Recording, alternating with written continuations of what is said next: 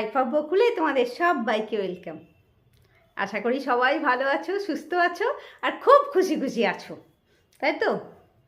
ঠান্ডাটাও তো কমে যাচ্ছে, মানে যে প্রচণ্ড ঠান্ডা ছিল সেই ঠান্ডাটা তো বেশ কমে গেছে এখন। মানে এই চান করে এসে এই চাদরটা একটু দিয়েছি ঠিকই গায়ে, তো অবশ্য কখনো আবার একটু ঠান্ডা লাগছে, একটু সোয়েটার পরতে হচ্ছে, আবার কখনো মনে হচ্ছে যে না ঠান্ডা নেই, গরমই করছে। গরমটা যতদিন না পড়ে, ঠান্ডাটা যতদিন থাকে ততদিনই ভালো, বলো? ঠান্ডাটা থাকলেই আরাম, গরম পড়লেই মুশকিল। তো যাই হোক, এই তো চলছে আমার সকালের পর্ব মিটে গেছে। মানে লক্ষ্মী কাজ করে গেছে, আমার ঘর পরিষ্কার, এদিক ওদিক সব কাজ হয়ে গেছে, চানও হয়ে গেছে। তো এখন সেকেন্ড পর্ব শুরু হবে, তো সেটা তোমাদেরকে সাথে নিয়ে হবে। আর আজকে আমি একটা কুমড়োর তরকারি বললে সবাই নাক সিটকে দাও, মানে নাক সিটকোনোর কিছু নেই। এই তরকারিটা খুবই ভালো হয়, এই কুমড়ো তরকারিটা। মানে তোমরা মানে যারা আমার ভিডিওটা দেখবে, মানে এইভাবে কুমড়ো তরকারি একবার রান্না করে অবশ্যই খেয়ে দেখবে। হ্যাঁ, মানে স্পেশাল, একদম দারুণ খেতে হয়।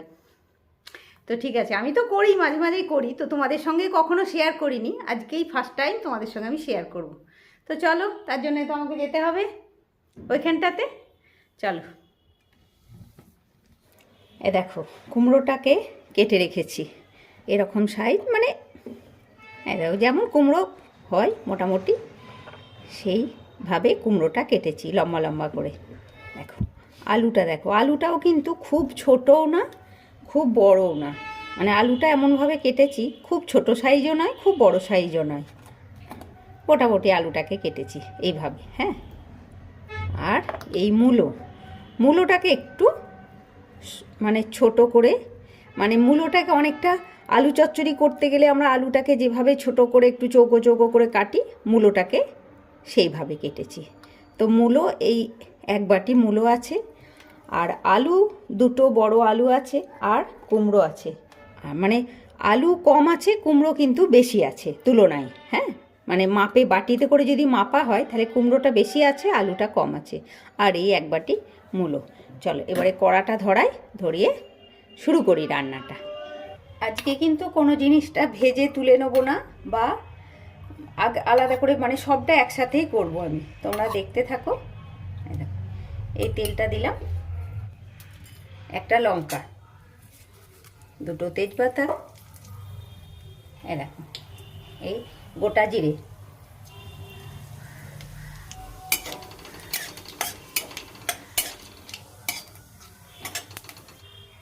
অল্প একটু হিং দিলাম, গুঁড়ো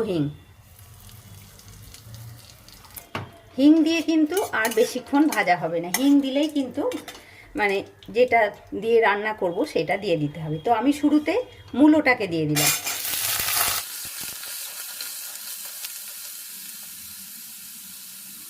মূলোটা একটু ভাজা ভাজা করে নেব, একটু ঢাকা দিয়ে দেবো অল্প, এই 2-3 মিনিট আর কি।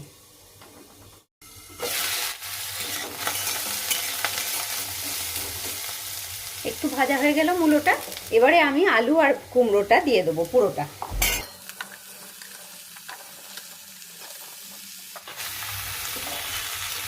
দেখে মনে হচ্ছে অনেকটা হবে, কিন্তু দেখবে তোমরা শেষকালে কত কমে যাবে।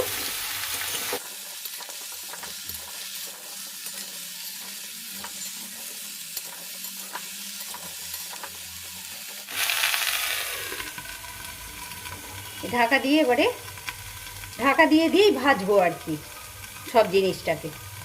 আর গ্যাসটা সিমে আছে। চলো 2-3 মিনিট তো হলো,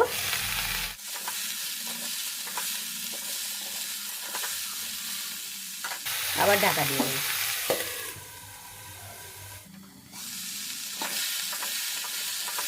আলুগুলো শুধু একটু ভাজা হয়ে গেলে আমি মশলাটা দিয়ে দেবো, আর একটু ভাজা হবে।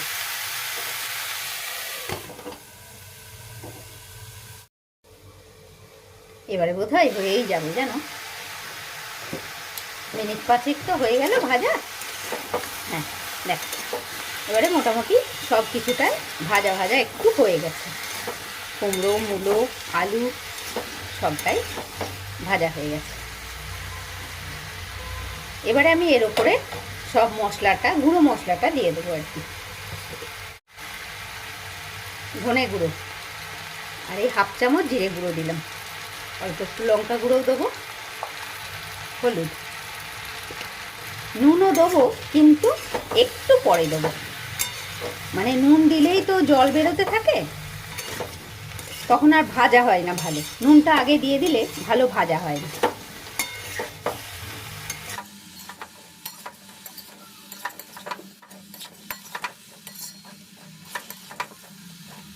আমি কিন্তু একটু মটরশুঁটিও দেবো, মানে এই যে মটর, আর একটু পরে দেবো, ওটা একটু ভাজা হয়ে যাক, মশলাটা একটু ভাজা হয়ে যাক।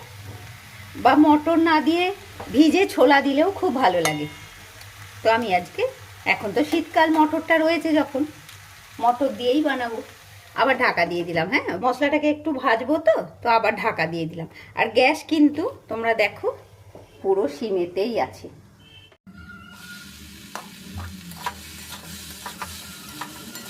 এখন থেকেই কত জল জল বেরোতে লেগেছে, দেখেছো? তাও তো নুন দিইনি এখনো, নুন দিলে আরো বেরোবে। এবারে সবুজ মটরটা দিয়ে দিলাম, আবার একটু ঢাকা দিয়ে দিই। আবার মিনিট 5 পরে এসে আমি আবার খুলবো। চলো এবারে দেখি কতটা কি ভাজা হলো। মানে মশলা ভাজা হয়ে গেলে যে কোনো রান্নাতে দেখবে, মশলা যখনই ভাজা হয়ে যাবে একটা সুন্দর স্মেল আসবে। তো সেই স্মেলটা এখনো আসেনি, মানে এই যে মশলাটা কষাচ্ছি, তো সেই স্মেলটা এখনো আসেনি। তো আমি সেই স্মেলটা ওয়েট করছি, আরও মিনিট 5 এটা থাক। তো এখন আর আমি একটু ঢাকা দেবো না, এই মিনিট 5টা কিন্তু আমি ঢাকা দেবো না, এটা ঢাকাটা খোলাই থাকবে। আর ওই 1 মিনিট পরে পরে এসে একটু করে আমি নেড়ে দেবো, এভাবে একটু পরে পরে এসে নেড়ে দেবো আমি। তা আমি যখন আবার এর মধ্যে নুন দেবো তখন আবার তোমাদেরকে দেখাচ্ছি। হ্যাঁ, সিমে গ্যাসে একইভাবে ওই মিনিট 5 একটু নেড়ে নিলাম, মশলাটাকে ভেজে নিলাম। এবারে আমি এর মধ্যে নুন দিয়ে দেবো।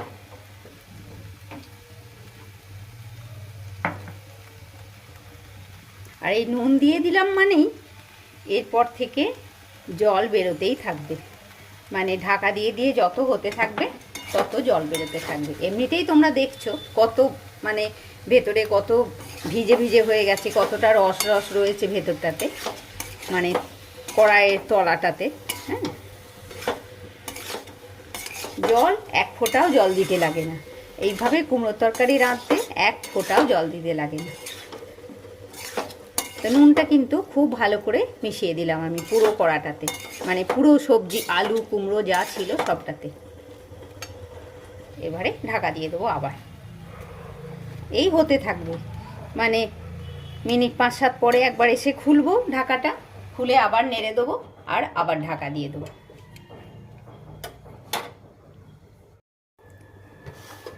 চলো দেখি একবার কি অবস্থা, কত কমে যাচ্ছে দেখেছো? কত জল বেরোতে লেগেছে। আর এই জল ছাড়া এইভাবে করলে যে খুব সময় লাগে তাও কিন্তু লাগে না। শুধু এদিকে কুমড়ো তরকারি রাঁধলে তো হবে না বলো, ওদিকে আমার চা হয়েছে। 12টা তো বাজে, এখন একটু টি টাইম আমাদের। 12টার সময় আমাদের একবার টি টাইম হয়, 1/2 কাপ টি টাইম। কখনো ঠান্ডা লাগছে আবার কখনো গরম লাগছে এখন। আর চায়ের সঙ্গে একটু নোনতা তো লাগবে, কাজেই একটু নিমকি। এটা এদিকে খেয়ে আসি, আর ওদিকে কুমড়োটা আরেকটু হোক, মিনিট 5 হোক, তারপরে এসে আবার দেখাচ্ছি তোমাদেরকে। চলো বেশ খানিকক্ষণ হয়ে গেছে, 5-7-10 মিনিট হয়ে গেছে। চল এবারে দেখি একবার। আর শুধু কুমড়ো তরকারি হলে তো খাওয়া হবে না, ওদিকে আমার মাছ হচ্ছে, মাছের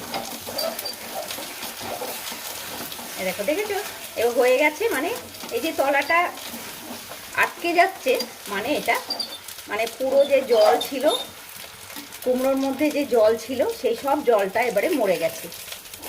আর এরকমভাবে এইভাবে পুরো জলটাকে মারলেই তবেই তোমার খেতে ভালো হবে তরকারিটা।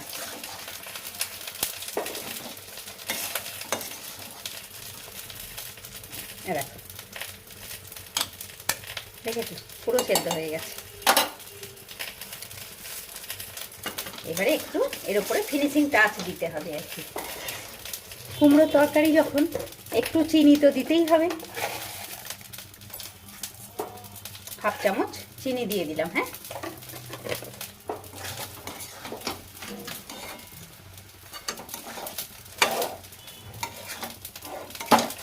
এটা এবার চিনিটা একটু মেল্ট হয়ে যাক, চিনিটা একটু গলে যাক, আবার একবার একটুখানি ঢাকা দিয়ে দিলাম। হ্যাঁ,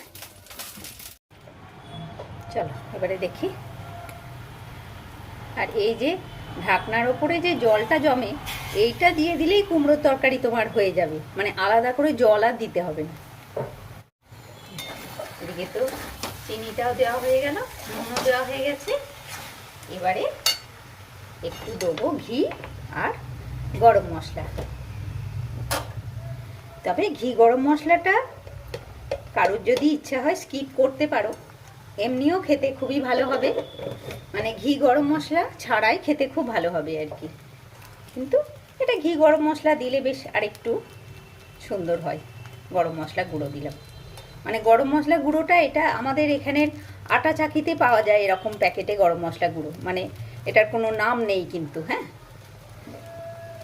মানে আমাদের এখানে আটা চাকিতে না সব কিছু আলাদা করে গুঁড়ো পাওয়া যায়, সমস্ত কিছু, মানে এমনকি মানে চানা ডাল থেকে চানা ডাল, মটর, তো সেখান থেকেই গরম মশলাটাও আনা। আর তাছাড়া মশলা তো পাওয়া যায়, ধনে জিরে এগুলো তো আছেই, লঙ্কা। দেখো এবারে কিন্তু আমার কুমড়োর তরকারিটা হয়ে গেল। আর তোমরা বুঝতেই পারছো কতটা সুন্দর মেখে গেছে, আর আলুগুলো কত সুন্দর সেদ্ধ হয়ে গেছে। এখন শীতকাল বলে আমি মটর দিলাম, না হলে এটার মধ্যে ছোলা ভিজে দিলেও খুব, ছোলা ভিজে বা ছোলার ডাল দিলেও খুব ভালো লাগে। ঠিক আছে, আমি এবারে গ্যাস অফ করে দিচ্ছি। এদিকেও দেখো একদম সিমে গ্যাসে হচ্ছিল, তো আমি এখন গ্যাসটা একটু অফ করে দিচ্ছি। একটু পরে আমি এটা বাটিতে ঢালছি। হ্যাঁ, ঢালবো তখন তোমাদেরকে আবার দেখাচ্ছি। ঢাকা দিয়ে দিলাম, থাক একটু, মানে স্ট্যান্ডিং টাইম আর কি, মিনিট 5 থাক। দেখো গ্যাসটাও অফ করে দিলাম। দেখো 5 মিনিটের কিন্তু বেশি হয়ে গেছে, মানে এই যে গ্যাস অফ করা 5 মিনিটের বেশিক্ষণই হয়ে গেছে। কেননা আমাদের তো একটা কাজ থাকে না, চারিদিকের কাজ থাকে, তো সেই এদিক ওদিক কিছু কাজ সারতে গিয়ে আমার দেরি হয়ে গেল।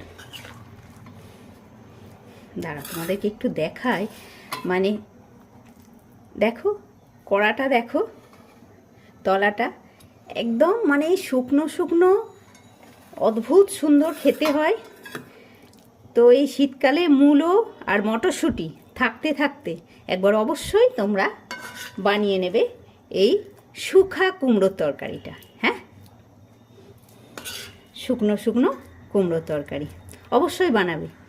আর খেতে তো এমনি তো খুব ভালো হয়ই, তোমরা রান্না করে খেয়ে দেখবে কেমন ভালো হয়। হ্যাঁ, কতটা ভালো হয় সেটা তোমরা অবশ্যই রান্না করে খেয়ে দেখবে।